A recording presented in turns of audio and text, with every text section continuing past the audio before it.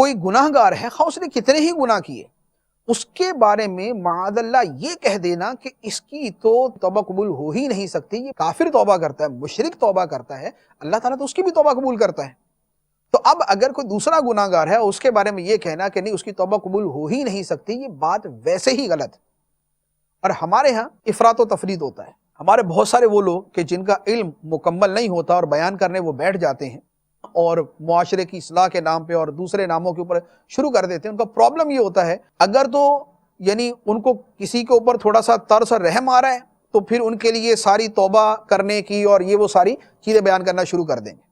اور اگر کسی کی مخالفت پہ آ گئے تو اب اس کی توبہ قبول ہو ہی نہیں سکتی۔ ان کے ساتھ تو یہ ہونا چاہیے، یہ ہونا چاہیے، یہ تو سدھر ہی نہیں سکتے، ان کے سدھرنے کی امکان ہی کوئی نہیں ہے، ان کی تو توبہ بھی قبول نہیں ہوگی، پھر یہ والی باتیں شروع کر دیں۔ اللہ تبارک و تعالی قرآن پاک میں ارشاد فرماتا ہے، قل یا عبادی الذین اسرفوا علی انفسہم لا تقنطوا من رحمت اللہ ان اللہ یغفر الذنوب جمیعا انہ هو الغفور الرحیم۔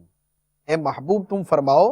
کہ اے میرے بندو جنہوں نے اپنی جانوں پر زیادتی کی ہے،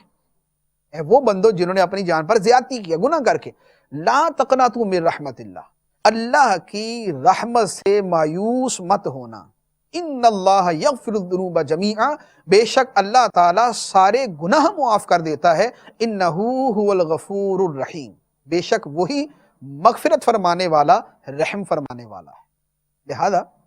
اللہ تعالیٰ کی رحمت سے مایوس نہ کیا جائے، اس لیے اللہ کی رحمت کا یوں بیان نہ کیا جائے کہ جس سے لوگ گناہ پہ جری ہو جائیں، اور اللہ کے عذاب کا یوں بیان نہ کیا جائے کہ لوگ اب اللہ تعالیٰ کی رحمت سے مایوس ہو جائیں۔ ان دونوں طریقوں کے افراط و تفریط کے درمیان اعتدال کا راستہ اختیار کرنا چاہیے۔